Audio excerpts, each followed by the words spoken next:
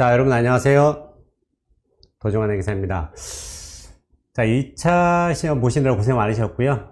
이번 시험이 조금 이례적이었죠. 지문이 우리가 지금까지 보던 지문과 많이 달라서 굉장히 많이 좀 힘드셨을 텐데, 자, 안 그래도 이제 많은 학생들이 저한테 좀 질문을 해서 제가 원래 이런 이제 강평을 하지 않는데 너무 이제 궁금해 하시는 분들이 많고 또 불안해 하시기 때문에 23년도 회계감사 시험 문제에 대해서 이제 답안에 대해서 어느 정도 정리를 좀 해볼까 합니다. 일단 본 내용에 들어가기에 앞서서 제가 몇 가지 당부 말씀드리고 이제 들어가도록 하겠습니다. 일단 첫 번째 당부 드리고 싶은 거는 일단 올해만 할 거다. 이게 한번 하고 나면 또 이제 매년 시험 볼 때마다 올해는 또 왜 안 해주냐 이런 얘기를 하실 수 있을 것 같아서 일단 미리 말씀드립니다. 올해 굉장히 좀 이례적인 지문들이 많이 나왔기 때문에 올해만 일단 강평을 진행한다 라고 생각하시면 되고요. 그 다음에 이제 제가 답안을 이제 좀 정리하긴 했는데 이게 초안이기 때문에 답안을 배포하지 않습니다. 그래서 혹시 이제 답안을 좀 올려달라 라고 하실 수가 있을 것 같아서 미리 말씀드립니다. 답안을 배포하지는 않습니다. 그 다음에 이제 세 번째, 이제 질문도 받지 않겠습니다. 일단 이제 답안이라는 것은 정확하게 이제 출제 의도를 모르면 정확한 답안이 되지 않을 수도 있고 또 해석에 따라서 다양한 답안이 나올 수 있거든요. 더군다나 지금 제가 좀 너무 많이 바쁘기 때문에 답안을 일일이 우리가 다 할 시간이 없어 갖고 양해 좀 부탁드리겠습니다. 그냥 혹시 제가 이제 설명드리는 그런 답안들이 이게 다르게 해석될 수 있기 때문에 그게 다르게 해석된다면 그걸로 생각을 하시면 됩니다. 정답은 아닙니다. 제가 생각하는 대략적인 출제 의도에 맞는 답안일 뿐입니다. 절대 정답이다 라고 단정할 수 없기 때문에 혹시 의문이 있으면 여러분의 답으로 생각을 하시면 됩니다.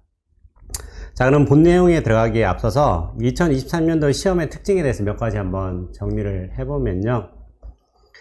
자, 말씀드린 대로 이제 난이도가 좀 높았죠. 그죠? 난이도가 높았는데, 난이도가 높은 이유는 뭐 여러 가지가 있겠죠. 일단은 이제 1차 시험 합격자들이 많아졌고, 2차 시험 응시자가 많기 때문에 최소 합격자에 이제 맞추려면 일단 어렵게 내서 점수를 올려주는 방향으로 가는 게 훨씬 더 쉽기 때문에 난이도가 높아질 수밖에 없고요. 그 다음 두 번째, 이제 신무자들이 지금 많이 들어가서 출제를 하고 있기 때문에 난이도가 상대적으로 굉장히 좀 높다라고 생각을 할 수가 있습니다. 과거에는 보통 이제 난이도가 예를 들어서 난이도가 뭐 이렇게 중간 꽤 많고 이게 난이도라고 본다면 이게 중간 꽤 많고 뭐 쉬운 거는 일부 좀 어려운 거 일부 이렇게 돼 있다면 2023년도 같은 경우에는 이렇게 오히려 반대로 이렇게 돼 있어요. 그래서 조금 지문에 어려운 내용들이 굉장히 많았고 쉬운 것도 의외로 좀 많이 들어가 있습니다. 예를 들어서 우리가 위헌평가 절차를 수행하는 감사 기술 있잖아요. 이런 것들은 굉장히 많이 이제 나왔기 때문에 쉬운 것도 많이 있고, 자, 그런데 이제 난이도가 높은데도 불구하고 거기에 단서는 꼭 있었다라고 생각을 좀 할 수 있는 부분이 있어요. 이건 나중에 설명드리면서 들어갈 거고요. 자, 사실 이제 난이도가 높다라고 생각한 이유는 우리가 실무 사례가 굉장히 좀 많이 나왔습니다. 사실 이제 사례로 본다면 이건 조금 수험생들에게 안 맞는 사례가 좀 있기는 했습니다. 왜냐면 이게 실무에서 배울 거고 우리는 지금 회계감사 이론을 배우는 거기 때문에 그죠? 지식을 배우는 것과 실무 경험은 좀 다르기 때문에 그래서 실무 사례를 이 시험에 내는 건 조금 무리수가 있긴 한데 특히나 이제 그게 어려운 게 우리가 이제 회사마다 다 다른 내부 통제가 많이 나왔다라는 거죠. 그죠? 내부 회계 관리 제도라든가 내부 통제가 나왔기 때문에 그런 부분이 조금 이제 여러분들한테 생소하게 느껴질 수밖에 없고 특히나 이제 시간 제한이 있기 때문에 굉장히 좀 부담스러웠을 텐데 그나마 다행이었다라고 생각하신 게 뭐냐면 그 안에서도 항상 단서는 주어져 있다라는 거. 수험생 수준에서 그 단서만 잘 찾으면 합격하는데 전혀 무리가 없다라는 것도 좀 볼 수가 있을 겁니다. 그 다음 세 번째, 이제 10문제가 나왔다는 게 좀 이례적이죠. 그죠? 보통 이제 뭐 9문제 나오면 9문제 이렇게 나오는데 10문제가 나왔는데 자, 근데 이제 제가 GS에서도 말씀드렸지만 문제수는 별로 중요하지 않다라고 했죠. 그죠? 뭐가 중요하다고요? 물음수가 중요한데 결국은 문제 4번 같은 경우에 물음이 하나예요. 이 물음 하나를 다른 문제랑 합쳐버리면 그냥 9번까지 되는 것이기 때문에, 그래서 10문제 다라는 것 자체는 중요하지 않은데, 그냥 근데 이제 시험장에 딱 갔을 때 10번을 딱 보는 순간 상당히 좀 부담스러울 수도 있지 않았을까 라는 좀 생각이 들기는 합니다. 그리고 이제 항상 시험 문제 우리가 반드시 나와야 되는 문제들이 좀 있기는 한데요. 그 중에 하나가 뭐냐면 의견 형성 문제인데, 올해 의견 형성 문제가 없었습니다. 그래서 이게 좀 굉장히 좀 이례적이다. 그 얘기는 뭐냐면, 그러니까 이제 어떻게 보면 시험이라는 거는 이제 중요한 주제를 좀 내고, 그 다음에 이제 뭐 중요하지 않은 것도 이제 이렇게 배치를 해서 이제 문제를 구성하게 되는데, 이번 시험 같은 경우는 중요한 주제를 반드시 넣고 이런 개념이 아니라 그냥 어떤 특정 주제에 많이 좀 치우쳐 있었던 내용도 있었던 부분이 있습니다. 그래서 굉장히 좀 특이한 케이스였습니다. 자, 그러면 이제 본론으로 한번 들어가 보겠습니다. 일단 여러분들이 이제 쉽게 답을 할 수 있는 거는 그냥 스킵하고요. 조금 헷갈려 하는 것들 위주로 좀 정리를 해보도록 하겠습니다. 먼저 1번입니다. 16점 배점이고요. 뭐 윤리 기준 이런 것들 위주로 들어가 있겠죠. 먼저 물음 1번인데요. 먼저 이제 OX 문제죠. 최근에 이제 신문자분들이 많이 들어가면서 OX 문제가 많이 나오고 있다라는 거. 그리고 OX 문제는 항상 OX가 중요한 게 아니라 틀릴 경우, 적절하지 않을 경우 그 이유를 잘 쓰는 게 이제 점수의 핵심이다라고 보시면 되는데요. 자, 먼저 동그라미 1번 항목 별 문제 없죠. 맞는 표현일 거고요. 그죠? 그다음 2번이 이제 여러분들이 먼저 좀 헷갈리는데, 제한적 확신 업무에서 인정인은 수행된 절차와 입수된 증거에 근거해서 인증된 대상 정보가 중요하게 왜곡 표시되지 않았다는 정보를 전달하는 형태다. 요게 이제 여러분들의 핵심인데, 우리가 이제 그 중간재무제표에 대한 검토 보고서 아시잖아요. 그죠? 이게 이제 소극적 확신이잖아요. 그죠? 부정문을 쓴다라고 했죠. 그죠? 그러니까 발견되지 않아야 했습니다. 그죠? 중요하게 왜곡 표시되지 않은 점이 발견되지 않았다라고 쓰게 되죠. 그래서 이거는 좀 틀렸다라는 걸 대충 이제 감을 좀 잡아야 되긴 한데, 요게 뭐냐면 어디서 나온 거냐면, 요게 그 인증 업무 개념 체계 문장에서 나왔습니다. 한번 보여드리면, 여기에 그 인증 업무 개념 체계라고 있죠. 보이시나요?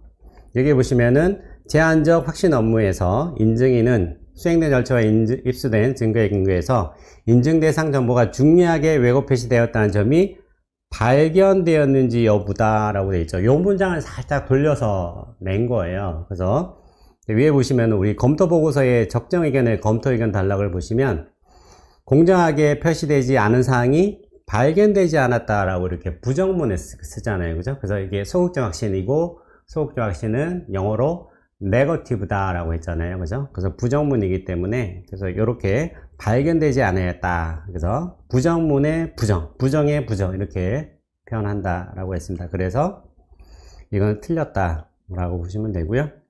3번은 틀린 거 아시죠? 그죠? 그죠? 우리가 이제 감사인은 조직이 있는 경우도 있고 조직과 개인을 인정하는 경우가 있는데, 외부감사법에서 감사인은 조직만 인정된다라고 했고, 자, 관련 규정을 한번 보여드리면, 제가 안 넣어놨네요.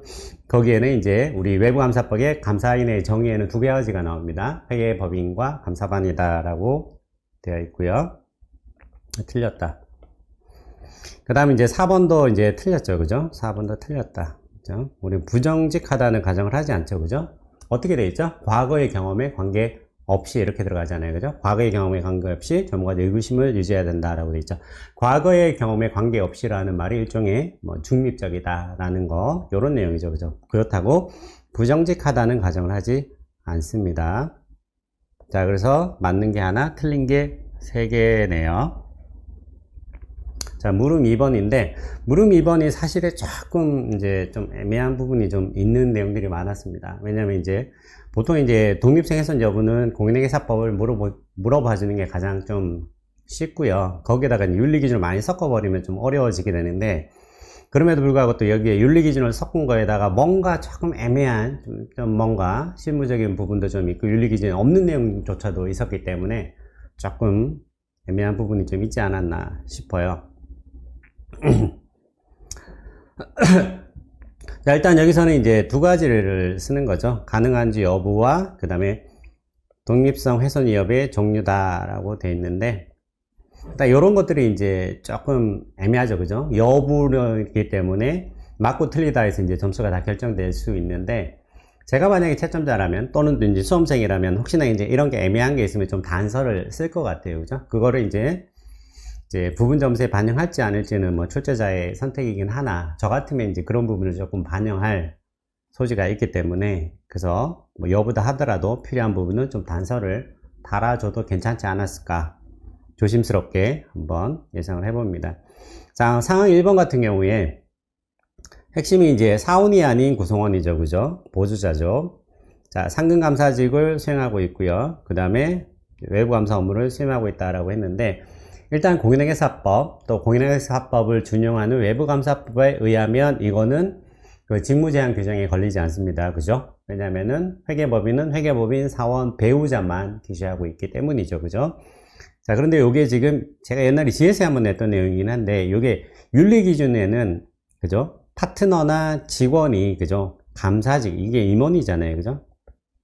임원을 하고 있는 건 좀 그렇다라는 거죠, 그죠? 아무리 이게 사원이 아니라도. 그래서 요거는 감사할 수 없다, 안전장치가 없다라고 되어 있습니다. 그래서 이제 관련 규정을 한번 보여드리면, 요게 이제 290의 요 149 요 내용입니다.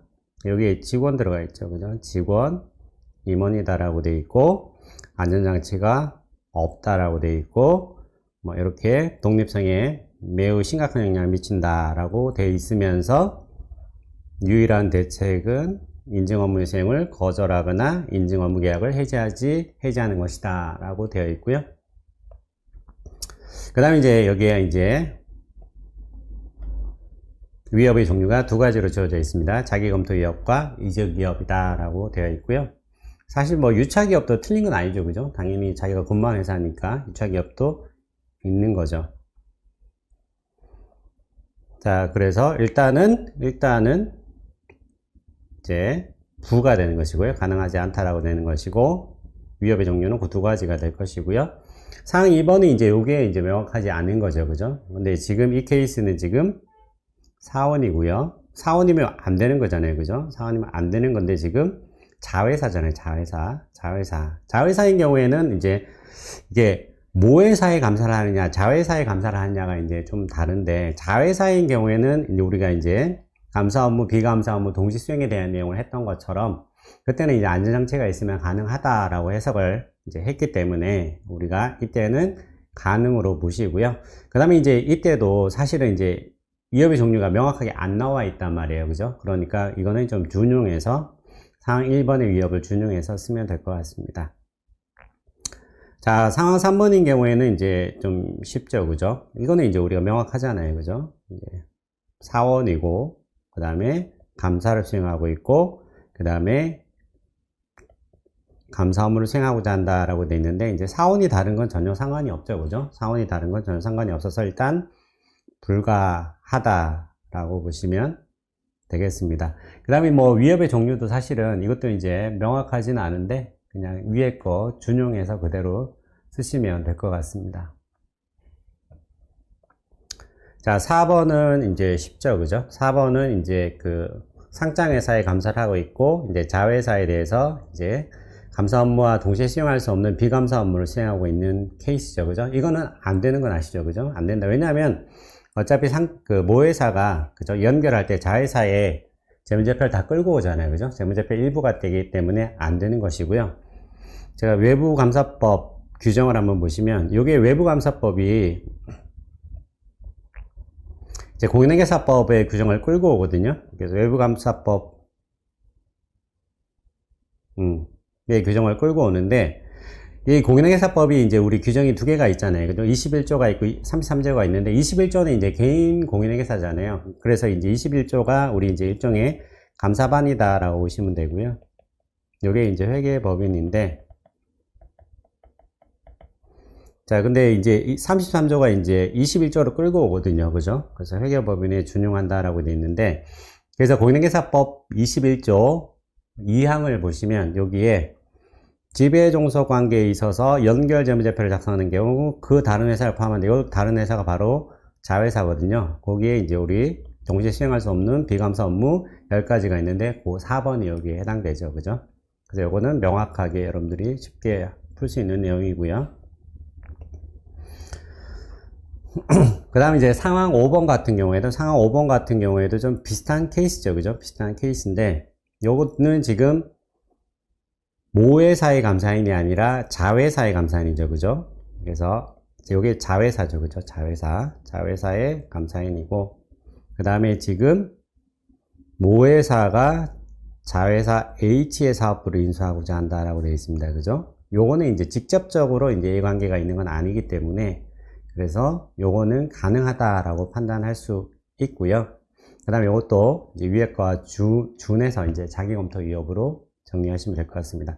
사실 이것도 애매한 게, 인수하고자 하는 것에 대해서 이제 평가 업무를 하게 되면 이것도 이제 우리 윤리기준에서 금지하고 있는 그 지배하는 자와 중요한 재무적 이해관계가 될 수도 있거든요. 그런 판단의 문제가 좀 있을 수 있기 때문에 이 부분도 좀 문제가 좀 애매하다. 그래서 일단은 명확하게 판단할 수 있는 내용이 이렇게 많지는 않았는데, 그래서 여부를 쓸 때 내가 뭔가 좀 애매한 부분이 있으면 뭐라도 좀 적어 주시는 게 조금은 낫지 않았을까 싶습니다.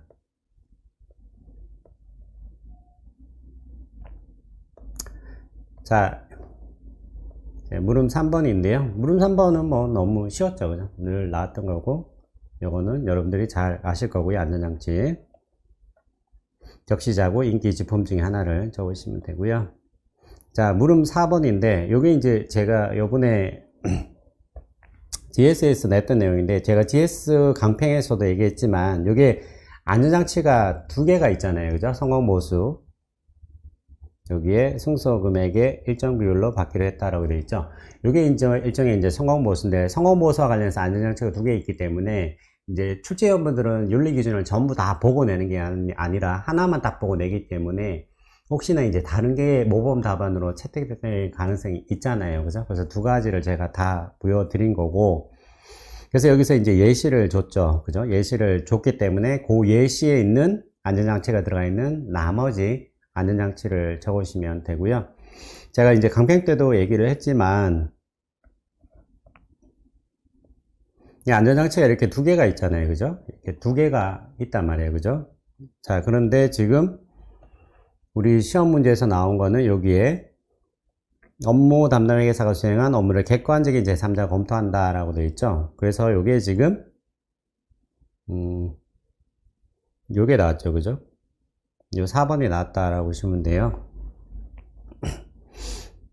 그러니까 그래서 이제 240의 4가 이제 출제 의도다라고 보시면 되고, 이제 나머지 이렇게 적으시면 되는데, 240과 290은 사실 차이는 없어요. 그죠? 다 비슷한 안전장치이기 때문에 큰 차이가 없는데, 그냥 쓰라 그러면은 이제 뭐 이거 위주로 써도 다 답이 되는데, 예시가 주어져 있기 때문에 이게 출제 의도다라고 보시면 되는데요.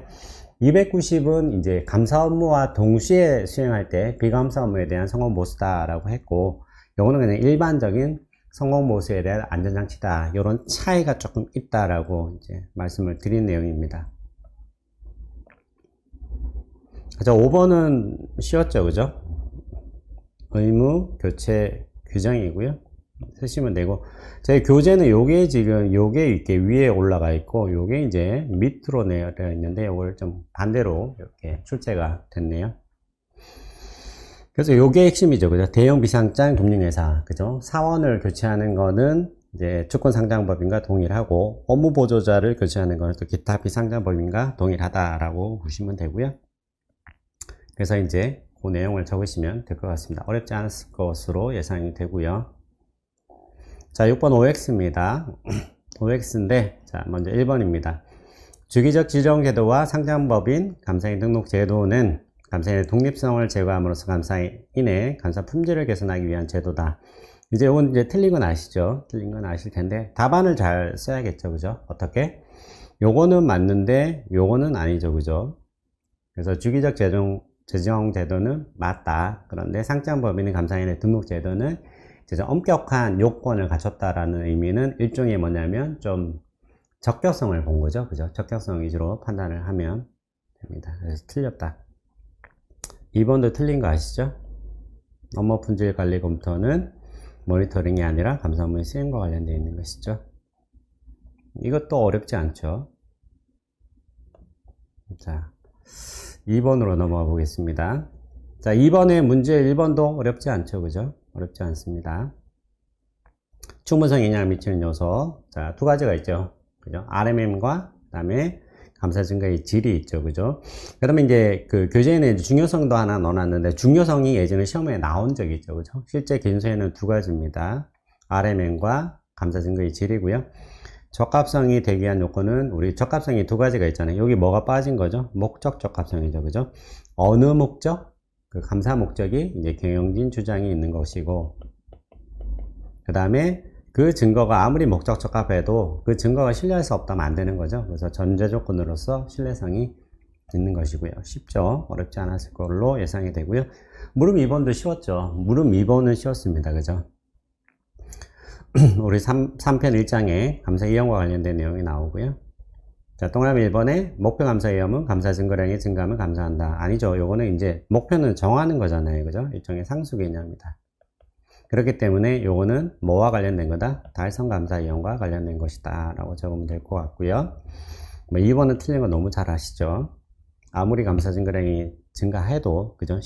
심지어 전수조사가 된다 하더라도 감사하는 고유 한계가 존재하기 때문에 감사 위험은 0이 될 수 없다. 그 다음 3번도 틀린 거 아시죠? 그죠? 달성 감사 위험을 낮추면 효과적이긴 하죠. 근데 너무 많은 감사 증거량을 우리가 이제 입수하게 되기 때문에 효율적이지는 않다. 쉬웠던 내용입니다. 그러니까 이 시험 문제가 어려운 것도 있고 쉬운 것도 있고 섞여 있죠. 중간 정도가 살짝 이제 많지 않았다 라고 보시면 되고요.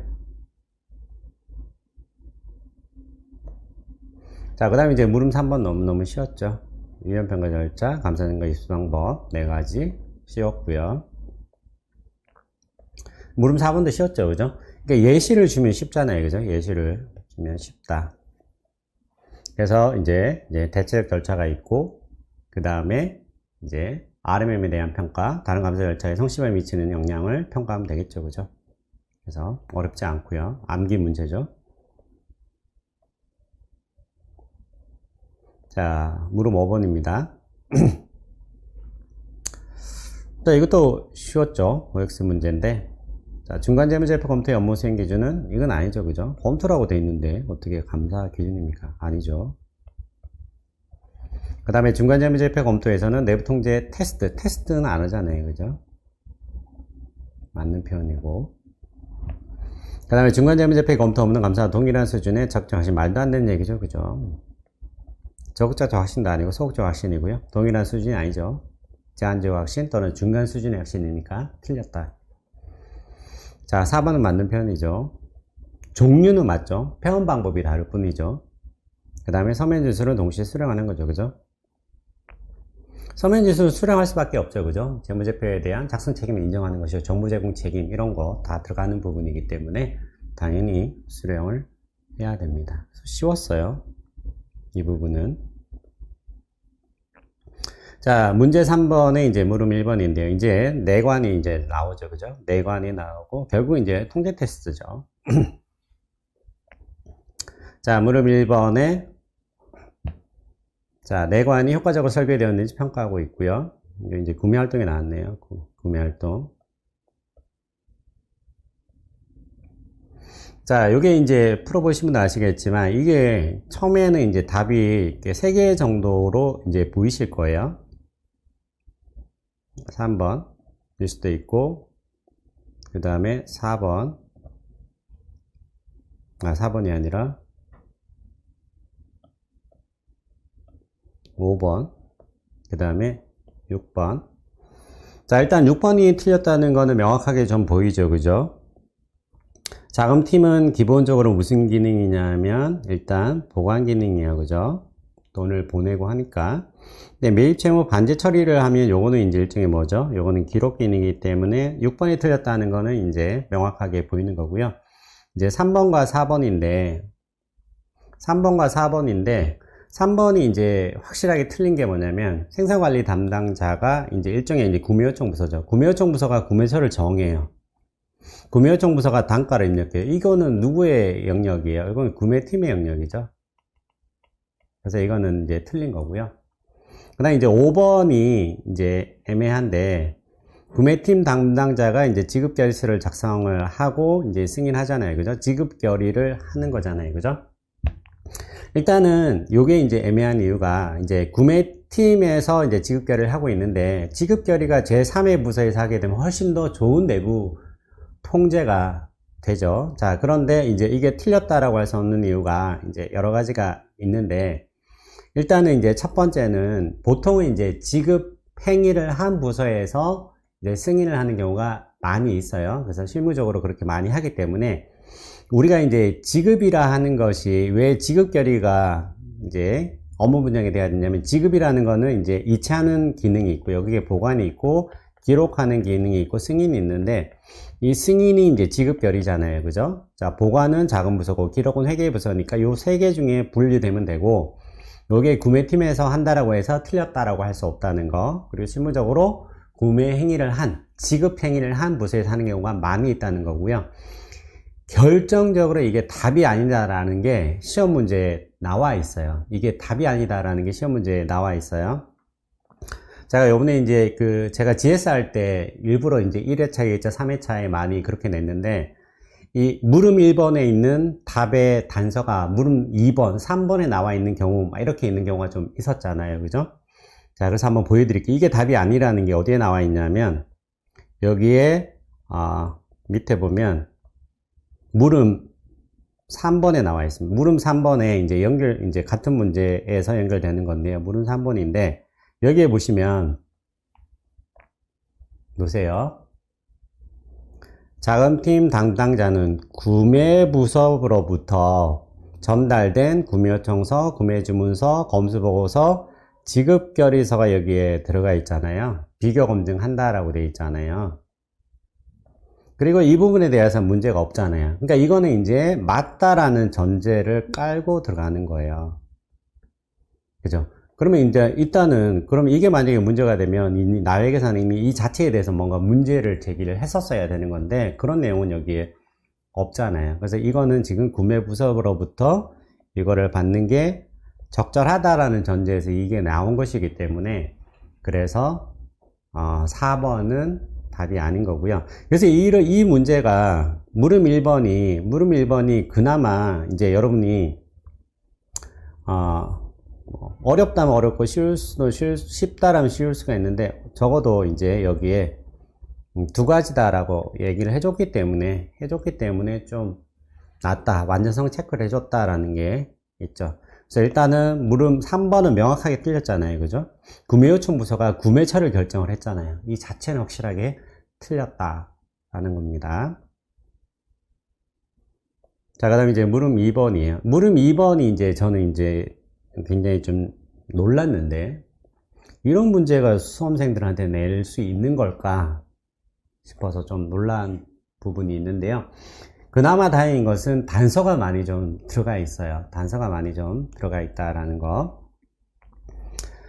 자, 일단 미흡한 통제활동의 개선은 12월 15일에 완료가 됐죠. 12월 15일입니다. 일단은 우리가 효과적이다라고 판단하는 기준은 평가 기준일이잖아요. 그죠? 평가 기준일이 재무제표 1이에요. 그죠? 재무제표 1이기 때문에 재무제표의 현재 효과적이라면 적정의 기간이 표명이 되는 겁니다. 그죠?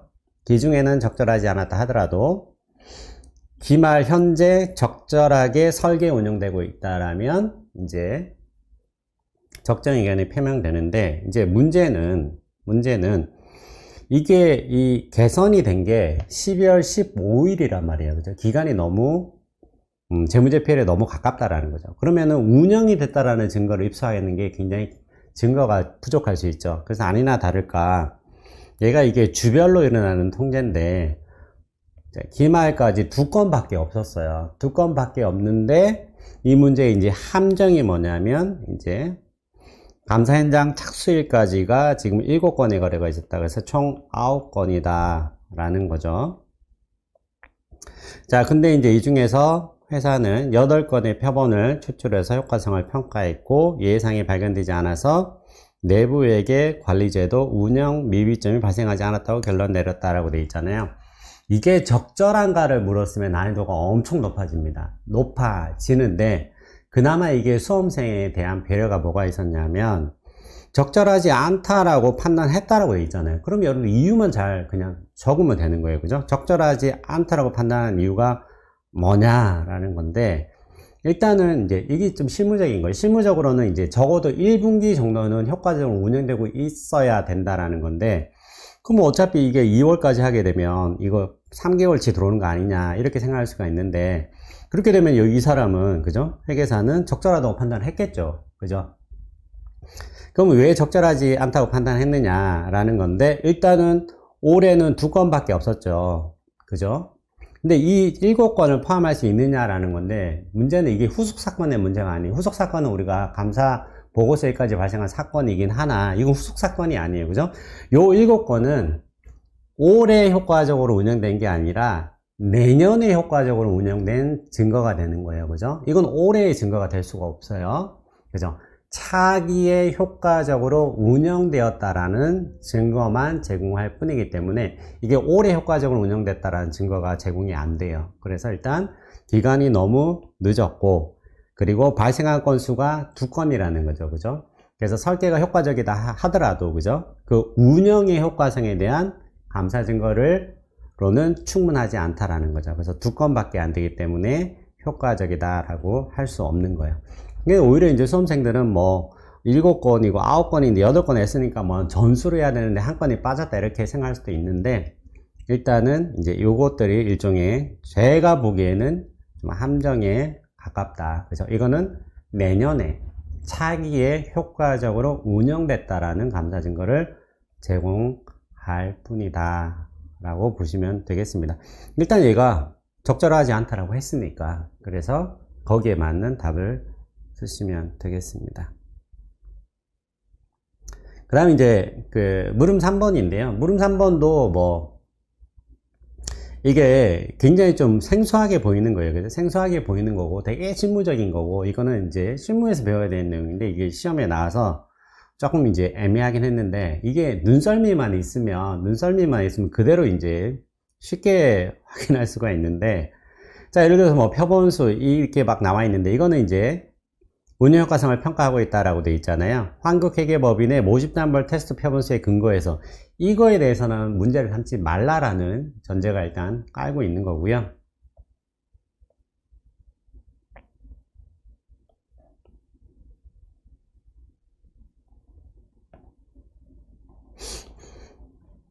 그 다음에 이제 업무 활동이 이렇게 쭉 있잖아요. 업무 활동이 쭉 있으면 여기에 이제 테스트 내역이 이제 들어오는데 테스트는 이걸 다 테스트해야죠. 이걸 다 테스트를 해야 되는 거예요. 이렇게. 근데 지금 테스트한 게 이거밖에 없잖아요. 이거. 이 내용에 대한 테스트 내용이 없잖아요. 그죠? 입력된 내역과 일치하는지를 확인할 수도 있고요. 승인 요청했는지 확인할 수 있고요. 자금 이체가 승인에 따라서 실행됐는지 확인해야 되는데 이게 없단 말이에요. 그죠? 위에 것만 했다는 거죠. 그래서 우리가 이게 승인을 요청한다, 일치 여부 확인한다. 이게 하나의 다 통제잖아요. 통제. 다 통제를 구성하고 있는데 요거는 다 생략하고 위의 내용만 확인했기 때문에 얘는 적절하지 않다라는 게 됩니다. 그죠? 그래서 뭐 이게 어렵고 아닌 거의 문제가 아니라 그냥 문제를 잘 분석하면 이제 보일 수도 있는 내용이다 라고 보시면 돼요. 자, 문제 4번도 사실은 이제 통제 무력화 위험인데 마치 이게 뭔가 내부 회계 관리 제도와 관련된 내용을 이제 좀 볼 수가 있는데요. 자, 이것도 이제 OX 문제입니다. 자, 문제 4번이 8점이잖아요. 그죠? 8점이고 물음이 딱 하나예요. 그죠?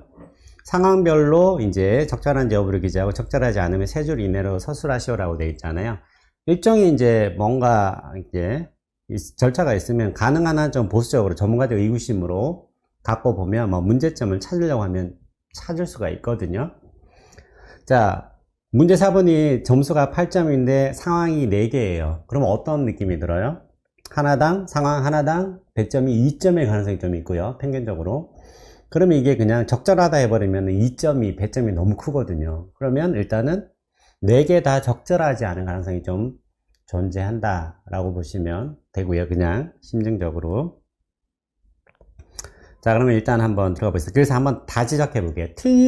완전히 틀렸다라는 게 아니라 지적할 수 있는 것들이 몇 가지가 좀 있다라고 보시면 돼요. 상황 1번인데요. 상황 1번이 이제 여러분들이 이게 해석이 좀 다양하게 나올 수가 있어요. 이제 보면은 이제 A사로부터 입수한 회계전표 내역이 완전상이다라고 되어 있죠. 완전상이다. 완전성을 확인하기 위해서, 여기 보세요. 완전성을 확인하기 위해서 만약에 전표에서 표본을 추출해서 관련 거래 증빙을 확인했다. 그러면 이건 확실하게 틀린 거죠. 그죠? 오히려 증빙에서 출발해서 전표를 확인해야 되니까, 그래서 이제 전진법을 정해야 된다라고 되어 있는데, 그러면 이 뒤에 문장이 완전히 죽은 문장이 돼버려요. 그죠? 그럼 이걸 왜 썼냐라는 거지, 이거를. 그래서 이제 해석을 이제 출제 의도가 정확하게 뭔지는 모르겠으나, 그리고 이 출제 의도가 사실 명확하게 안 나왔어요. 조금. 저는 이제 이 문장까지를 살린다라고 보면 어떻게 이제 해석할 수 있냐면, 회계전표가 총계정 원장에 다 들어갔느냐, 그죠? 회계전표는 있는데 총계정 원장에는 안 들어갈 수도 있잖아요. 그래서 이제 그 부분을 이제 해석을 하면, 그죠? 그러면 총계정 원장과 재무제표를 비교하는 게 아니라, 그죠? 회계전표의 일부를 추출해서 회계전표가 총계정 원장에 반영됐는지 여부를 확인한다. 이렇게 하면 이제 요 문장을 이제 살리게 되는 거죠. 그죠? 근데 그게 아니라 진짜 출제 의도가 이 뒤에 문장과 상관이 없고, 그냥 완전성을 확인하기 위해서, 그죠? 회계전표에서 증빙을 추출해서, 회계전표에서 표본을 추출해서 거래의 증빙과 확인했다. 이러면 확실하게 이제 틀린 건데, 그런 내용은 또 없단 말이에요. 그죠? 그러니까, 요 내용을 이제 살려서 들어간다면, 요 내용을 좀 살려서 들어간다면, 회계전표가 총계정 원장에, 그래서 재무제표에까지 반영됐는지를 확인을 하고자 한다면, 이 둘을, 총계정 원장과 재무제표를 비교할 게 아니라 전표의 표본을 추출해서 전표가 총계정 원장에 다 반영됐는지, 그래서 그 총계정 원장의 금액이 재무제표에도 반영됐는지 확인한다 하면 요 뒤에 문장을 이제 살리는 게 되겠죠. 근데 이제 이 상황 자체가 구체적인 내용이 안 들어가 있기 때문에 해석은 좀 다양하게 나올 수 있다라고 보시면 되고요. 상황 2번인데, 상황 2번은 이제 상대 계정 분석을 수행했고요. 그죠? 이제 매출이 이렇게 있으면, 매출이 있으면 여러 가지가 있겠죠. 그죠? 기본적으로 매출 채권이 뜰 거고요. 그죠? 매출 채권이 뜰 거고, 현금도 이렇게 뜰 거고,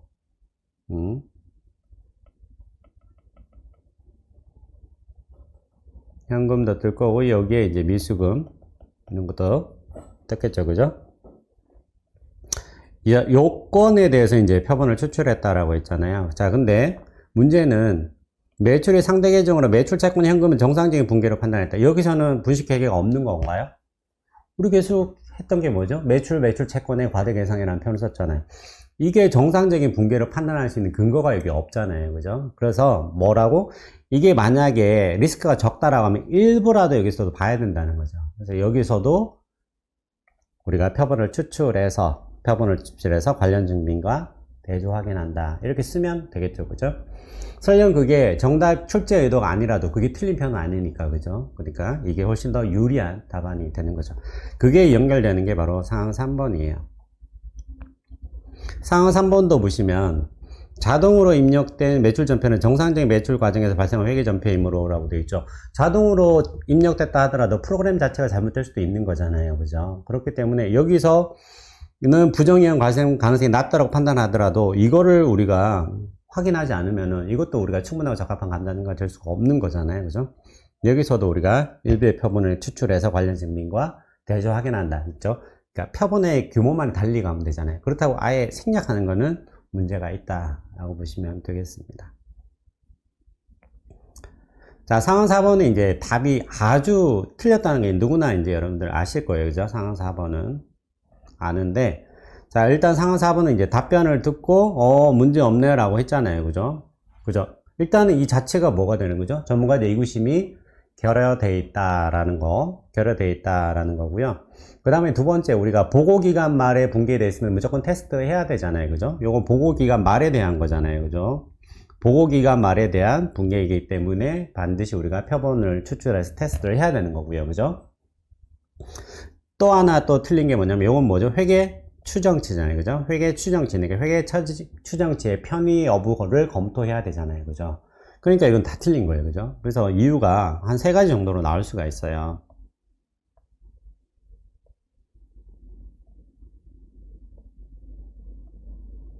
일단은 이제 답변 자체는 구두 증거이기 때문에 충분하고 적합한 감사 증거가 될 수 없고, 그죠? 보고기간 말에 이루어진 붕괴 및 기타 조정사항은 추출해서 조정사항의 적절성을 테스트해야 되고, 그 다음에 회계 추정치이기 때문에 편의가 있는지 확인해서 써야 된다라는 거 답안으로 쓰면 되겠죠. 그래서 문제 4번은 물음이 하나였고요. 문제 5번입니다. 문제 5번에 물음 1번도 이제 일종의 또 나왔죠. 또 이게 통제활동이 또 나왔어요. 이게. 그렇죠? 올해 이런 것 때문에 여러분들 이제 체감하는 난이도가 굉장히 이제 높았다라고 볼 수 있는데, 자, 통제활동 중에 무엇에 해당하는가 라는 건데, 이게 여러분들 이제 제가 여러분들이 아마 이제 좀 오답이라고 해야 되나, 여러분들 이제 헷갈리지 말아야 될 것 중에, 제가 이제 통제활동 5가지를 설명드렸잖아요. 그죠? 업무 분장도 있고, 뭐 승인도 있고, 뭐 정부 처리도 있고, 성과 검토도 있고, 물리적 성대도 있고 하는데, 제가 이제 책에도 썼지만, 거기에 항상 예시라고 했죠. 통제활동의 전부가 아니라고 했습니다. 그죠? 그래서 이게 문제를 쓸 때도, 답을 쓸 때도, 특히나 이게 이제 더 헷갈리게 만든 게 성과 검토 이렇게 적어 놨기 때문에 더 헷갈릴 수가 있는데, 자, 기본적으로 이렇게 통제활동을 쓸 때 무조건 그 5가지에 해당되는 것 중에 하나를 골라야 된다, 이건 아니라는 거예요. 그죠? 그냥 지문에 주어져 있는 내용을 그대로 쓰면 그 자체가 통제활동이 되는 거예요. 그래서 통제활동은 되게 다양합니다. 그죠? 대사하는 거, 대조하는 것도 통제활동이 되는 거예요. 리뷰하는 것도 통제활동이 되는 거예요. 그리고 문서화하는 것도 통제활동이 된다라고 했죠. 그죠? 그래서 통제활동은 굉장히 다양하다. 꼭 5가지에 국한되면 안 된다. 왜? 5가지는 예시라고 했으니까. 자, 그래서 이제 4가지를 주어졌고, 통제활동에 해당하느냐? 그러면은 통제활동은 뭐냐라고 이제 물어봤는데, 통제활동 여부라고 했으니까 어떤 느낌이 좀 드냐면, 아, 이 중에 통제활동이 아닌 것도 있을 수 있겠네 라고 생각할 수도 있는 거예요. 그죠? 자, 그러면 이제, 자, M01인데요. M01. 영업팀 담당자는 체결된 판매 계약서에 기초해서 고객 등록 요청서를 작성하고, 그 다음에 이제 이 작성이 제대로 안 될 가능성이 있기 때문에 영업팀장이 뭐 했다고요? 검토하고 승인한다. 검토 승인이 뭐죠? 이게 통제 활동이라는 거예요. 검토, 리뷰죠. 검토하고 승인하는 기능이 있다라는 거죠. 그죠? 기본적으로 승인은 들어가야 될 거고요. 검토도 들어가면 더 좋겠죠. 그 다음에 회계 담당자는 이제 IFRS 1115의 요건을 충족하는지 분석하고, 이게 이제 매출인가요? 수익인식? 회계팀장 매출인식 조건 분석 결과를 검토하고 승인한다. 검토, 승인이 통제가 되는 거죠. 그죠? 검토. 보통 이제 승인하기 전에 검토를 하는 거니까 승인만 적어도 되는데, 검토, 승인, 이런 것도 다 통제 활동이 되는 거고요. 이제 이 3번이 이제 헷갈리는 거예요. 3번이. 회계팀 담당자는 검토가 완료된 계약서의 고객정보, 주요계약 조건 등을 ERP에 입력한다라고 되어 있죠. 그죠? 입력한다라고 되어 있잖아요. 그냥 입력은 그냥 사실은 그냥 어떤 사실 행위예요. 그죠? 자, 그런데 이게 업무 분장이 될 수도 있는데, 보세요. 업무 분장이라는 통제가 되려면 회계팀 담당자가 입력을 하고, 그 다음에 뭐 어떤 담당자는 예를 들어서 뭐 보관을 한다. 아니면 뭐 승인을 한다. 이렇게 되면 얘는 기본적으로 업무 분장이 확실한 거예요. 근데 여기서는 그냥 입력한다라고 돼 있고, 위에 것처럼 여기에도 입력한다, 뭐 작성한다 라고 돼 있잖아요. 이 자체가 통제가 아니라 입력했는데 이게 제대로 됐는지 뭘 확인하는 절차가 있다면 이제 통제가 되는 것이죠. 그래서 이 부분은 이제 출제 의도는 이제 통제 활동이 아닐 것으로 예상이 되는데, 이제 통제 활동으로 볼 수도 있죠. 넓은 의미에서는. 그죠? 회계팀 담당자가 계약서에 주요 계약 조건 ERP에 입력한다 라고 되어 있잖아요. 그러니까 요게 이제 좀 어떻게 보면 업무 분장이 좀 돼 있다라고 볼 수도 있는 거예요. 그렇지만 요 자체에서 그냥 입력 자체는 그냥 사실행위일 가능성이 좀 있다. 더군다나 통제활동 여부를 물어봤기 때문에 요 하나 정도는 통제활동이 아닌 걸로 출제 의도가 좀 보입니다. 그 다음에 4번에 고객 번호가 자동으로 생성되며 고객 마스터의 정보가 등록되고 마스터 정보 접근 권한은 회계 편장을 포함한 일부 인원에게만 부여된다 라고 되어 있는데, 우리가 통제활동에서 이제 물리적 통제가 있잖아요. 그러니까 이거는 물리적 통제가 사실 아니죠. 물리적 통제가 아니잖아요. 그죠? 왜냐면은 이거는 데이터이기 때문에. 그래서 얘는 일종의 뭐라 하면 되죠? 뭐 접근 통제, 접근 보안, 뭐 이런 거를 적으면 되겠죠. 그죠? 이게 우리가 이제 정보 처리 시스템, 그죠? 정보 통신, 전산 환경 하에서의 우리가 일반 통제에 대한 내용들 있잖아요. 그런 거, 뭐 접근 보안 있었잖아요. 그죠? 그런 부분을 적어도 되죠. 그래서 이거는 뭐 접근 통제라든가, 뭐 접근 보안, 뭐 이런 거 위주로 좀 적는 게 좀 더 출제 의도에 부합하지 않나 라는 생각이 좀 듭니다. 그래서 예시라는 거, 통제활동의 5가지 예시다라는 거 한번 좀 생각해 보시고요. 그 다음 물음 2번은 뭐 이제 요거는 이제 암기 내용으로 처음 나왔죠. 그죠? 중간기간에 실시했다. 그러면 잔여기간에 대해서 우리가 추가적인 감사 증거 여부를 입증하기 위해서 고려할 요소 6가지가 있죠. 그거 적으시면 되고요. 자, 물음 3번이 여러분들 이제 제대로 답을 썼을까라고 생각이 좀 되는데, 이거는 이제 답을 쓰는 게 가능하다라고 쓸 수도 있고 가능하지 않다라고 써도 돼요. 근데 이제 그 이유만 이제 잘 쓰면 돼요. 이유만. 자, 우리가 이게 이제 전기 이전의 통제 테스트에 대한 감사 증거를 이용하는 케이스잖아요. 그죠? 그 내용이 다 나왔어요. 3회라고 돼 있고 최소 한 번이라고 돼 있고, 그 다음에 유의적인 변화가 없어야 되잖아요. 그죠? 유의적 변화가 있으면은 우리가 유의적 변화가 있으면 다시 해야 되잖아요. 그죠? 질문과 관찰 잘 했고요. 자, 단기감사팀이 정기 매출 통제 테스트 결과를 이용해서 감사를 수행하는 것이 가능한지 여부를 기재하고 그 이유를 서술하시오라고 되어 있습니다. 이렇게 잘 써놨잖아요. 이렇게 잘 쓰고 나서 이제 가능하다라고 해버리면 답이 좀 싱거워지잖아요. 그래서 제가 보기에는 이 출제 의도는 뭐냐면 가능하지 않다라는 거예요. 왜냐하면 우리가 3년에 한 번만 테스트를 한다 하더라도 뭐라고 되어 있죠? 그죠? 전체를 통제 테스트를 생략하는 건 안 된다라고 되어 있죠. 그죠? 일부의 통제에 대해서는 반드시 테스트를 해야 된다라고 되어 있죠. 그래서 우리가 매출에 대한 통제 테스트를 다시 다 할 필요는 없지만 일부라도 테스트를 해야 된다는 거죠. 그죠? 일부 통제. 그래서 그게 이제 출제 의도로 이제 보이는 거죠. 그래서 여기 보시면은 특정 보고기관의 감사에서 감사인이 의존하고자 하는 통제 모드에 대해서 테스트를 수행하고 후속되는 두 보고기관의 감사에 대해서는 통제에 대한 테스트를 전혀 수행하지 않을 가능성을 피하기 위해서 매 보고기관마다 일부에 대한 통제에 대한 테스트는 반드시 수행해야 된다라고 되어 있죠. 그래서 가능하지 않다라가 이제 출제 의도로 보이는 거고요. 이 표현이 없었으니까. 네, 가능하다라고 써도 된다라고 했죠. 그죠? 가능하다라고 쓰고 뭐라고 쓴다고요? 요거를 단서로 쓰면 되죠. 다만이라고 쓰고 이거를 수행은 했었어야 된다라고 써도 되는 거예요. 그죠? 동일한 결론이니까 그렇게 보시면 될 것 같고요. 쉬우면서도 조금 까다로운 문제죠. 이런 문제가 쉬워 보이지만 쉽지 않은 문제 6번입니다. 문제 6번이고요. 이게 또 일종의 실증이라고 봐야 돼요. 이것도 좀 특이한 형태의 문제죠. 근데 이제 있는 내용을 그대로 쓰면 돼요. 자, 물음 1 보시면은 이제 재고실사 입회 세부 기획을 수립하면서 물류센터 3곳과 본사 창고 하나를 모집단으로 해서 출사 수량을 결정하였으며 이는 각 시사 장소를 구분했을 때보다 적은 수량이다.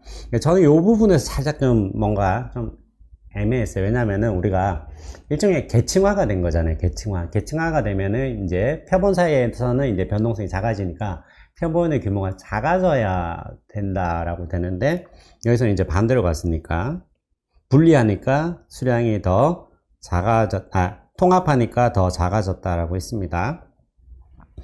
자, 여러 곳에 근데 이제 이 문제가 적절한지를 판단하라고 하면 난이도가 높아져요. 그런데 뭐라고 돼 있죠? 적절한지 여부를 기재하고 적절한지 여부를 기재하고 그 이유를 두 가지만 서술하시오라고 돼 있죠. 일단은 이제 적절하다고 해버리면은 이제 뭔가 이제 좀 문제가 좀 싱거워지니까 일단은 여기서 바로 이제 일단 보이는 건 적절하지 않다라는 거고, 적절하지 않은 이유는 그냥 여기서 그냥 내용을 그대로 적으시면 되죠. 그죠? 일단은 그 물류 선택에 보관하고 있는 제품은 그냥 일반 제품인데, 창고에 보관되어 있는 제품은 이제 반품된 재고죠. 그죠? 여기에 반품된 재고 여기에 보고요. 그래서 일단은 첫 번째는 반품된 재고고, 보관하는 부서도 다르죠. 그죠? 보관하는 부서도 달라요. 물류팀과 영업팀 물류 담당자예요. 그래서 첫 번째 이유는 뭐라고 쓰면 되죠? 일단 물류 상태에 보관하는 재고와, 그죠? 본사 창고에 보관되어 있는 재고의 성격이 다르고, 그죠?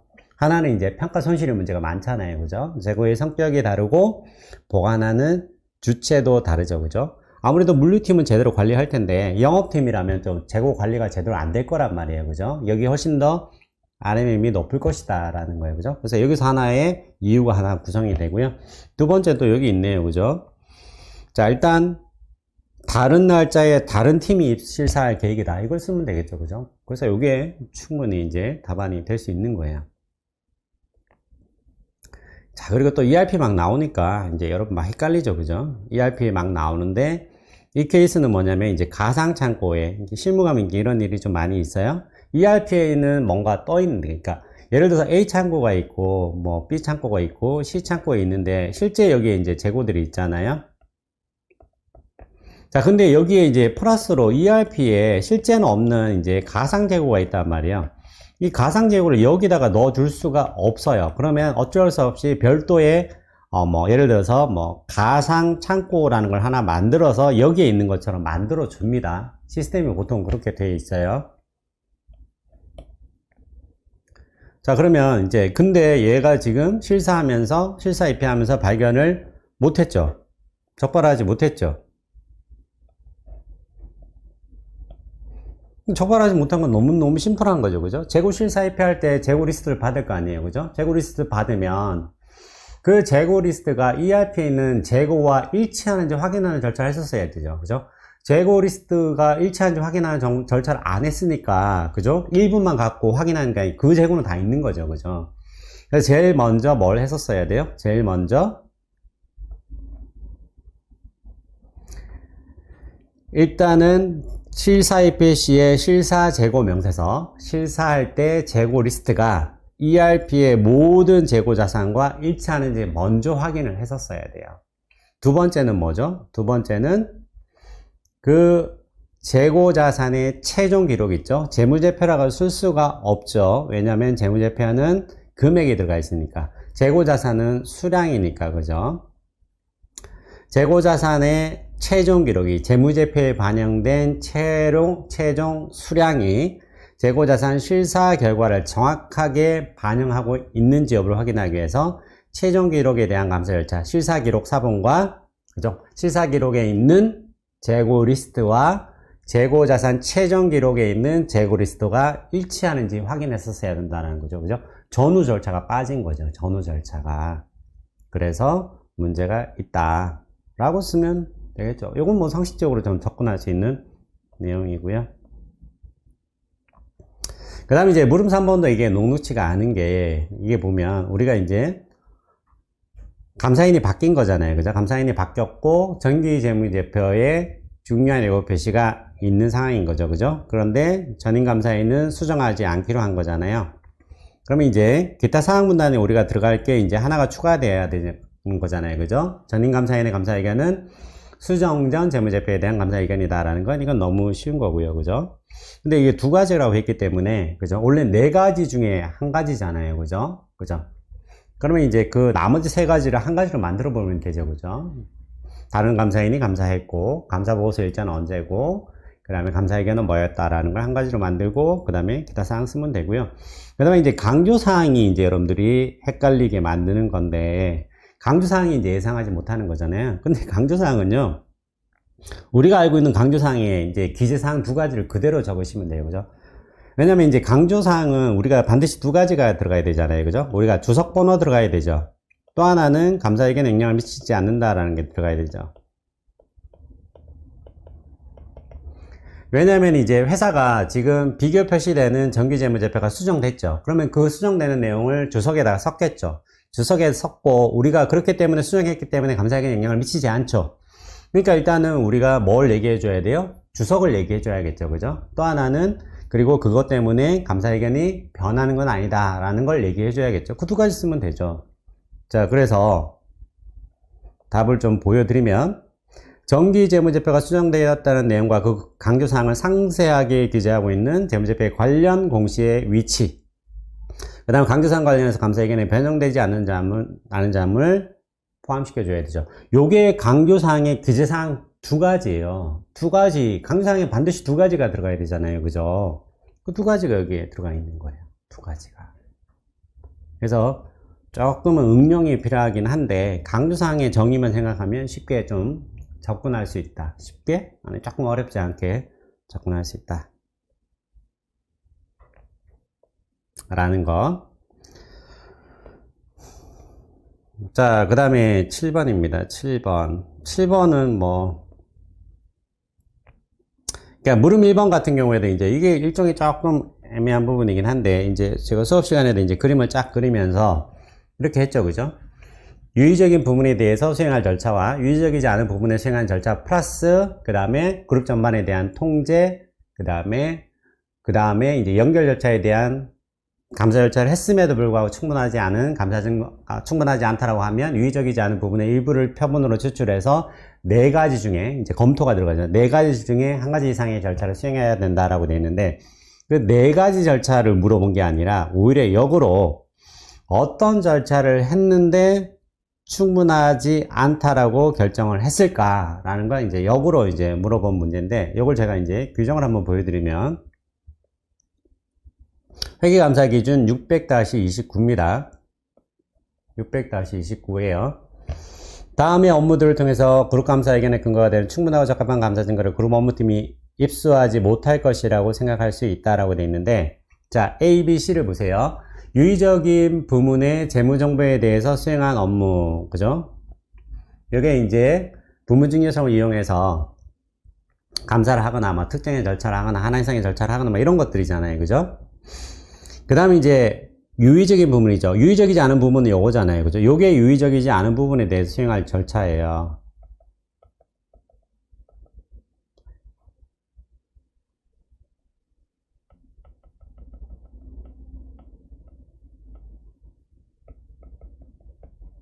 그죠? 그러니까 이 두 가지는 절차를 다 한 거죠. 그죠? 유의적인 부분, 유의적이지 않은 부분. 그러면 이제 세 번째는 이제 그룹 차원의 통제. 왜 그룹 차원의 통제죠? 부문의 통제는 누가 했다? 부문감사인 했겠죠. 그죠? 부문감사인. 그 다음에 또 일반 우리 별도 재무제표 감사에서는 없는 연결 절차에 대한 절차가 있을 거니까 이게 이제 감사 절차의 전부잖아요. 감사 절차의 전부. 감사 절차의 전부잖아요. 그죠? 이게 이제 거고, 이런 경우에 이제 유의적이지 않은 부분에서 일부를 추출해서 네 가지 중에 하나를 하면 된다라는 거죠. 그죠? 이걸 물어봐야 되는데 이걸 물어봤기 때문에 굉장히 좀 불타성으로 보이긴 한데 이제 충분히 쓸 수는 있는 내용이긴 하죠. 자, 2번입니다.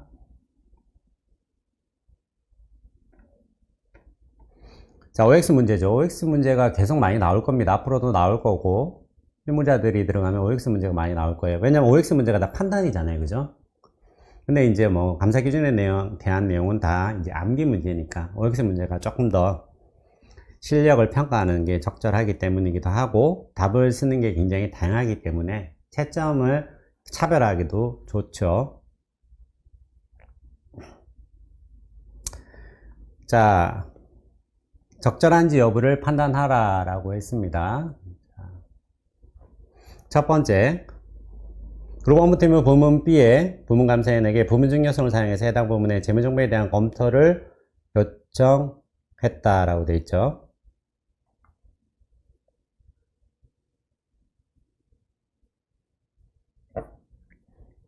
이게 지금 제가 답을 쓰고 보니까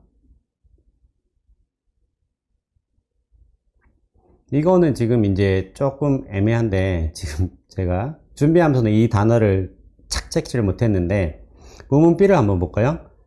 개별적인 이 재무적인 유의성을 가지죠, 그죠? 재무적인 유의성을 가지면 이게 뭐죠? 검토가 아니 되죠, 그죠? 뭘 해야 되죠? 감사를 해야 되죠. 아까 보여드렸듯이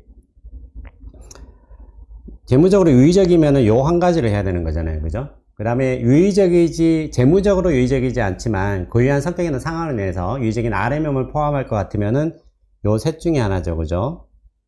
자, 그 다음에 이제 이런 절차를 다 했다 하더라도 충분하지 않다라고 결정했다면 유의적이지 않은 부분을 지출해서 요 검토를 하나 추가할 수가 있잖아요. 자, 그런데 이 케이스는 지금 개별적으로 재무적으로 유의적이면 뭘 했었어야 돼요? 검토가 아니라 감사를 수행하도록 요청했었어야 되죠. 그래서 틀렸다.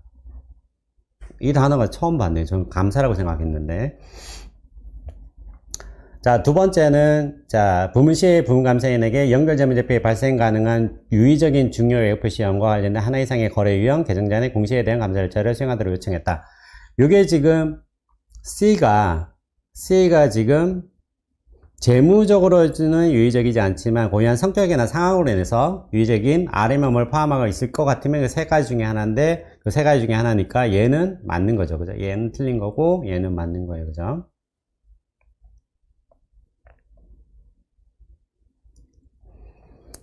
자, 그 다음에 이제 그 3번인데요. 그룹 업무팀은 부문 D의 부문감사인에게 부문 중요성을 사용해서 해당 부문의 재무정보에 대한 감사를 수행하도록 요청하였다라고 되어 있죠. 이 표현은 이제 맞는 거죠. 그죠?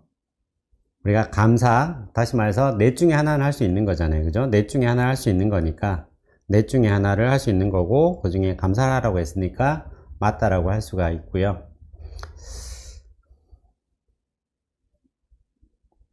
자, 그래서 1번이 틀리고 2번, 3번은 맞다라고 보시면 되겠죠. 근데 이제 조금 애매한 게 이 문제가 사실은 이제 여기에 유의적이지 않은 부분이 있잖아요. 여기 10개죠, 그죠? 10개고 그 중에 D는 지금 부문재무정보에 대한 업무를 수행하기로 했다라고 되어 있잖아요, 그죠?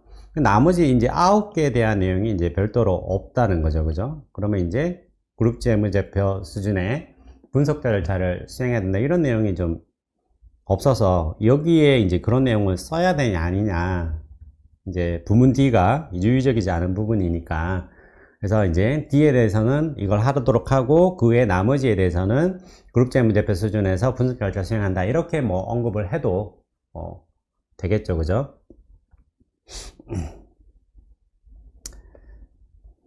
자, 그 다음에 물음 3번입니다. OX 문제죠.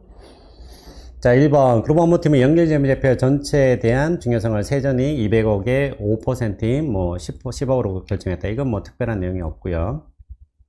그룹 업무팀은 모든 부문에 대해서 부문 중요성의 합이 연결재무제표 전체에 대한 중요성과 일치하도록 각 부문 중요성을 결정했다라고 되어 있는데, 사실 일치해도 상관은 없어요. 일치해도 상관이 없는데 결정적으로 이게 말이 안 되는 거예요. 말이 안 돼. 왜냐하면 보세요. 모든 부분에 대해서 부문 중요성이 합이다라고 되어 있는데, 부문 중요성은 언제 필요한 거죠? 부문에 대해서 감사 등을 할 때 부문 중요성이 필요한 거예요. 자, 그런데 우리 앞에 보시면 10개는 지금 유의적이지 않다라고 했고 D만 뽑았으니까 9개에 대해서는 감사 등을 하지 않아요. 부문 감사인을 활용을 하지 않는 케이스란 말이에요. 그러니까 9개 부문에는 부문 중요성이 결정이 될 수가 없어요. 그래서 부문 중요성이 결정이 될 수가 없기 때문에 합이 일치한다는 것도 말이 안 되고요. 말이 안 되는 거고요. 두 번째는 이제 회계감사 기준에 초과할 수 있다라고 돼 있죠.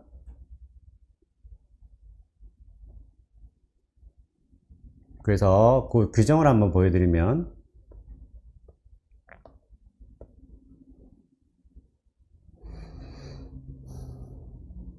부문 중요성은 이제 그룹 재무 전체의 중요성 일정 비율로 설정해야 될 필요가 없으므로 모든 중요성 합계는 그룹 재무 전체의 중요성을 초과할 수 있다라고 되어 있습니다. 이 말은 뭐냐면 모든 부문에 대해서, 유의적이지 않은 부문뿐만 아니라 모든 부문에 대해서 우리가 감사 등을 하기 위해서 중요성을 설정했다 하더라도 그 합이 전체의 중요성을 초과할 수 있다라는 겁니다.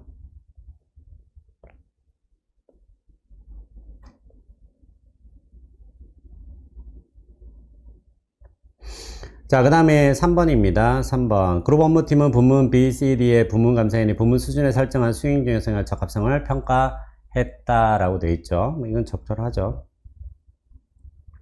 수행 중요성은 부문 감사인이 결정하는 거니까.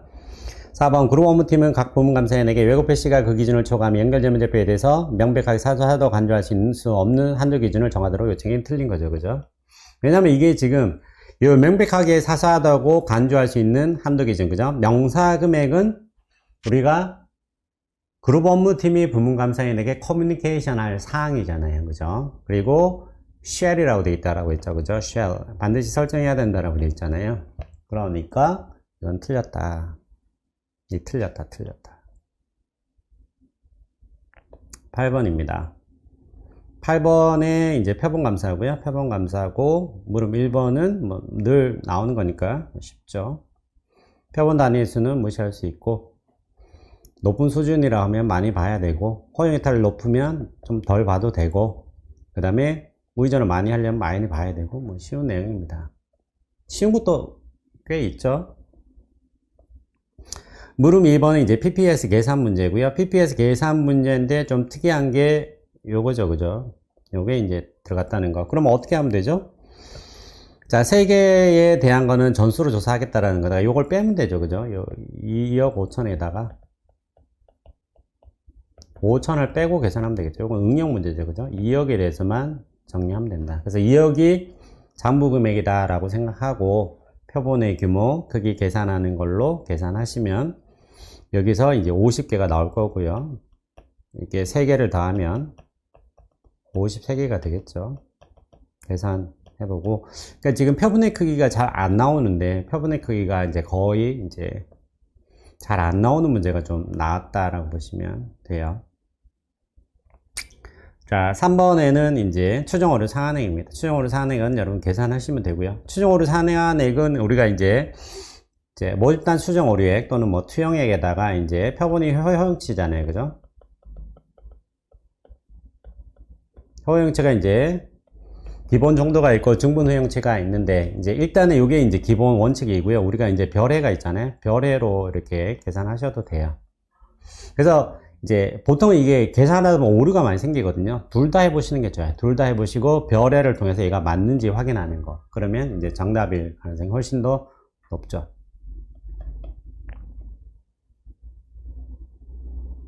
그래서 이제 별해로 한번 이제 풀어보면 이렇게 풀면 되겠죠, 그죠?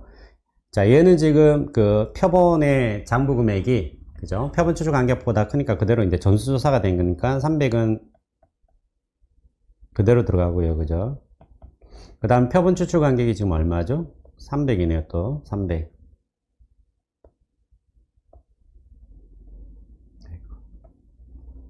그 다음에 300이고, 여기다가 최초 신뢰 개수, 그 다음에 1.75에다가 1.55에다가 이제 왜곡 표시율만 곱해주면 되죠, 그죠? 그래서 을은 5%고 얘는 20%네요, 그죠? 20%를 먼저 넣어주고 나머지 5%를 넣어주면 돼요. 자, 그러면 이제 이 금액이 얼마 나오냐면, 이 금액이 지금 1328만 2천원 나와요. 제가 여기 두 가지 별해로 이렇게 풀어놨는데 1328만 2,500원 나오죠. 그래서 이 두 가지 이제 맞는지 한번 확인해 보는 거예요. 오류가 있을 수가 있어요. 특히 얘가 오류가 더 많겠죠. 수식이 여러 개 이제 걸리니까. 1328만 2,500원이 나오는 거고요. 그 다음에 함정 근거 제공 아니다라는 거죠. 아닌 이유는 뭐보다 높기 때문에 허용 오류액을 초과하기 때문이다 라고 적으면 정답이에요. 그러니까 표본감사는 정답이라고 할 수 있는 거예요. 표본감사는 거의 이제 답이 확정적인 가능성이 높기 때문에 표본감사에서 여러분들 점수를 확실하게 따야 됩니다. 자, 9번입니다.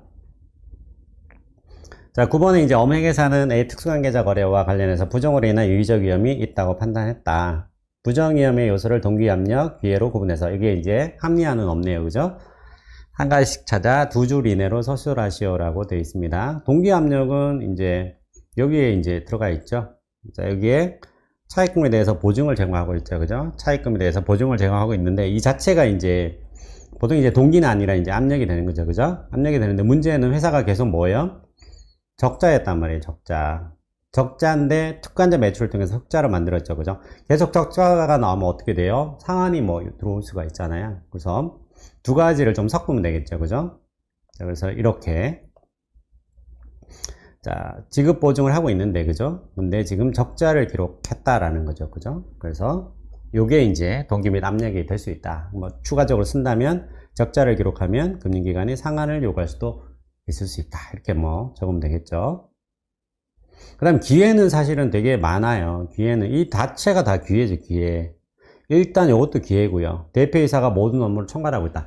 이거는 사실 기회일까라고 싶기는 해요. 왜냐하면 대표이사가 일반적으로 대표이사는 다 대표권이 있으니까 성법상 그래서 모든 업무를 총괄하는 거니까. 근데 뭐 바지사장이 있을 수 있으니까 이것도 일단 적고요. 그 다음에 이사회 의장이 지금 담당하고 있다. 이것도 되고요. 그러니까 사회이사가 그죠? 기본적으로 뭔가 감시하는 기능을 해야 되는데 이 감시 기능이 지금 없고요. 그 다음에 이제 내부 감사인도 지금 회계 관한 서류 조사 등의 업무를 담당하고 있다. 이렇게 돼 있잖아요. 그럼 이게 다 되는 거죠. 다. 하나, 둘, 셋, 넷. 이런 것들이 다 기회가 될 수 있다. 그래서 저는 이제 모두 기회가 될 수 있냐면 보세요. 그냥 이게 되게 창의적인 내용일 수도 있는데 특관자 거래를 공시했죠. 그죠? 근데 지금 연결 대상이 아니에요. 연결 대상이 아니다라고 했잖아요. 그죠? 연결 대상이면 어차피 연결점을 만드니까 다 이게 제거가 돼 버리잖아요. 그러니까 어차피 내부 거래 해봤자 실익이 없을 수가 있다라는 거죠. 그죠? 근데 연결 대상이 아니니까 내부 거래를 하게 되면 제거가 안 되니까 연결점을 작성하지 않으니까 이것 또한 넓은 의미에서 기회가 될 수도 있겠다라고 볼 수도 있죠.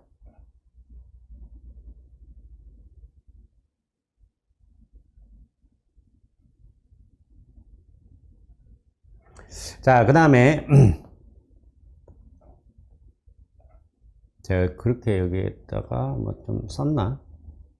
이렇게 특수관계자가 종속회사에 해당하여 연결점유제표를 작성하게 되면 종속회사의 거래는 연결 실체 간의 내부 거래로서 모두 제거제에서 특관자 거래의 실익이 없으므로 모든 특수관계자는 연결 대상이 아니다라는 것도 넓은 의미에서 기회로 해석될 수 있다. 이렇게 볼 수 있죠. 이 정도 쓰는 사람들은 되게 이제 진짜 창의적이고 되게 이제 대단한 이제 경지에 이른 거죠. 근데 그런 학생들이 있다는 거죠. 자, 무릎 1번에 특관자 거래에 대한 부속 절차를 바탕으로 유의적 위험이 있다고 판단한 근거를 서술하시오라고 되어 있는데 이건 답이 수십 가지가 나올 수가 있습니다. 다양하게 쓰시면 돼요. 정답이 있는 게 아니기 때문에 예를 들어서 매출액 증가액이 5,500인데 자, 단기 매출 증가액이 5,050억이네. 50억인데 특관자 매출액이 증가액이 55억이다 라는 거. 그 다음에 특관자 매출액이 지금 이건 뭐예요? 7,500 이렇게 작지? 100만원이겠죠? 75억이겠죠? 75억으로서 단기 총 매출액의 50%를 차지하고 있다. 너무 많은 비중이죠. 그죠? 그 다음에 자산 총액에 차지하는 매출 채권의 비율이 굉장히 높죠. 그죠? 매출 채권이 지금 자산 총액 30% 차지하고 있고 그 중에 매출 채권의 88.3%는 특관자 매출이다. 그 다음에 단기에 지금 흑자 전환으로 전환된 거로 추정되고 있는데 영업현금 흐름은 여전히 음수다. 뭐 이런 것들 모든 것들이 다 됩니다. 그래서 이건 쓰면 돼요. 많이 쓰면 유리하겠죠. 자, 이제 드디어 마지막 10번 문제인데요. 그러니까 10번 문제는 이제 감사 보고서가 나왔는데 감사 의견이 안 나오고 그죠? 감사 보고서만 나오는 게 굉장히 좀 이례적인 케이스입니다. 자, 여기서 이제 뭔가 이제 누락된 거 이제 찾으라라는 건데, 뭐 기본적인 걸로 구성이 되어 있습니다. 그죠? 여기에 이제 기본적으로 주석에 대한 내용이 없죠. 그 다음에 이제 중요성의 관점이라는 말이 없죠. 그죠? 중요성이 그냥 공정하게 표시하고 있다. 여기서 일단 잘못됐고요. 감사 의견 근거에는 예시로 줬고, 경영진과 지배기구의 책임인데, 경영진의 책임은 이제 세 가지가 있잖아요. 그죠? 경영진의 책임은 재무제표 작성 책임, 내부 통계에 대한 책임, 그 다음에 이제 계속기업 전제에 대한 책임인데, 계속기업 전제에 대한 책임이 빠져 있다는 거. 그 다음에 이제 감사인의 책임인데, 감사인의 책임은 기본적으로 자, 요 문장이 우리가 이제 들어가잖아요. 그죠? 우리의 목적은 재무제표의 전체적으로 부정이나 오류로 인한 중요한 내용 표시가 없는지에 대해서 확신을 얻어 우리 의견이 포함된 감사보고서를 발행하는 데 있다라고 되어 있는데, 여기 이제 합리적 확신인 거죠. 그죠? 요게 합리적 확신이 빠져 있고, 그 다음에 이제 요 왜곡 표시에 대한 내용은 들어가 있고, 합리적 확신에 대한 내용이 들어가야 되는데, 그게 없다라는 거. 그게 이제 수정할 사항입니다. 그 다음에 이제 물음 2번인데, 물음 2번은 이제 수업 시간에 좀 많이 강조했던 건데, 이게 많이 나오죠. 그죠? 이중으로 기재하는 경우가 있다. 어떤 경우에 이중감사보고서 일자가 기재될 수 있는지 구체적으로 서술을 하시오라고 되어 있죠. 일단 법규에서, 그죠? 해당 수정사항에 대해서만, 그죠? 우리 경영진이, 그죠? 해당 수정사항에 대해서만 우리가 재무제표에 반영하는 것을 허용한 경우죠. 그죠? 허용하고면 감사인도 그 사항에 대해서만 감사증거를 입수할 수가 있는 거죠. 그래서 답을 보여드리면, 자, 재무제표의 수정을 발생시키는 후속 사건의 영향에 대해서만 경영진이 재무제표를 수정하고, 재무제표 승인권자가 이에 대해서만 승인하는 것이 법규나 재무보고체계에서 금지되지 않는 경우로서, 그죠? 경영진이 그 사항만 반영했으니까 우리도 거기에 대해서만 감사증거를 입수할 수 있는 거죠. 그래서 감사인이 후속 사건에 대한 감사 절차를 해당 수정사항에만 한정한 경우 이중감사보고서 일자가 기재될 수 있다라고 되어 있죠. 그 여기다 더 추가한다면 이제 강조사항이나 기타 사항 문단을 기재하지 않은 경우, 뭐 이렇게도 부연할 수도 있겠죠. 그죠?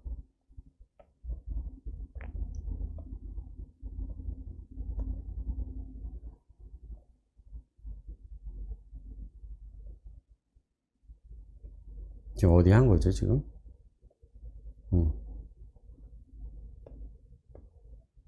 요거 했고요. 자, 물음 3번 넘어가 볼게요. OX네요.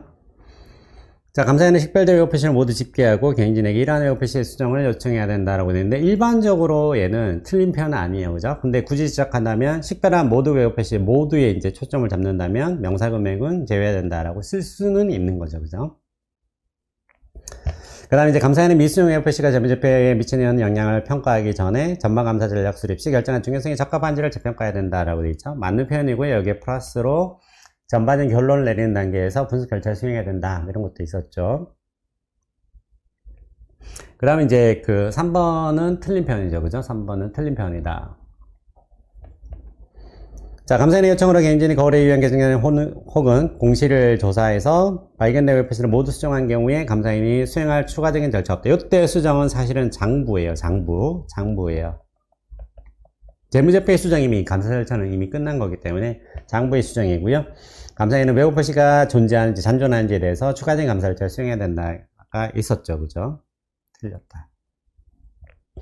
감사인이 미수정 외국 표시가 개별적으로 또는 집합적으로 중요한지 여부를 결정할 때 과거 보고 기간에 미수정 외국 표시가 재무제표에 미친 영향을 고려할 필요가 있죠. 틀렸죠.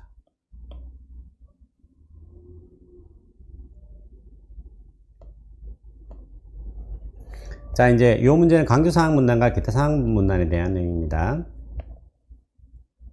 강조사항에 정의가 나왔죠. 그죠? 1번. 재무제표에 적절하게 표시되거나 공시되어 있지만 이용자가 재무제표를 이해하는데 필요한 사항이다. 틀렸죠. 그죠? 근본적으로 중요한 사항이다. 라는 거죠. 감사보고서의 강조사항 문단이 포함되어도 감사의견에 영향을 미치지 않는다. 맞는 편이죠. 그죠? 강조사항에 우리가 기재사항이잖아요. 그죠? 해당 사항은 감사의견에 영향을 미치지 않는다.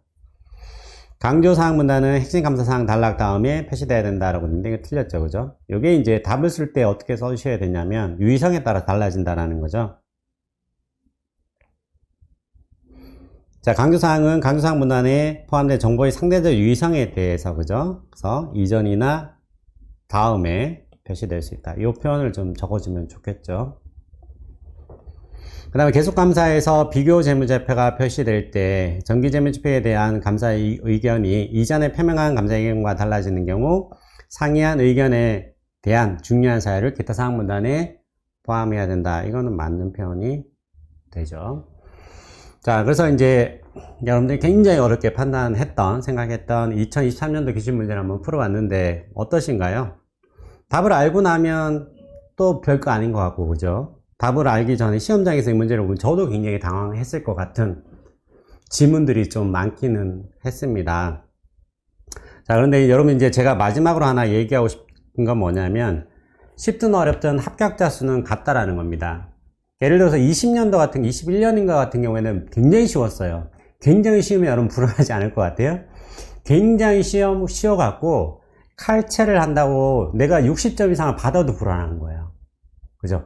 어려우면 여러분 어떻게 생각하시면 돼요? 다 어려운 거예요. 다 어려워요. 다 어렵고 아마 여러분들 얘기해 보시면 저랑 답이 다른 것도 많이 있고 제가 뭐 틀린 것도 있을 수도 있겠죠. 자, 근데 결국은 보면 어려우면 점수를 높일 수밖에 없어요. 그리고 어차피 공부를 열심히 한 사람들은 어떻게든 부분 점수를 통해서 충분히 이제 점수를 받게 될 겁니다. 제가 보기에는 공부를 열심히 하신 분이라면 예상했던 점수보다 조금 더 높게 나올 수도 있지 않을까라고 예상을 합니다. 어차피 주사위는 던져졌습니다. 그러니까 일단 쉽진 않겠지만 내려두시고 여러분이 하려고 했던 것들을 하시고요. 그 결과가 나오면 그 결과에 따라서 다시 어떤 것을 할 것인지를 결정하시면 될 것 같습니다. 어려우면 누구에게나 어려웠다는 거고 그리고 합격자 수는 정해져 있다라고 조금 생각하면서 조금은 마음에 좀 부담을 좀 내려놨으면 좋겠습니다. 자, 그동안 시험 공부하느라 정말 고생 많이 하셨고요. 모쪼록 반드시 합격하셔갖고 여러분의 꿈을 이룰 수 있기를 바라겠습니다. 수고하셨습니다.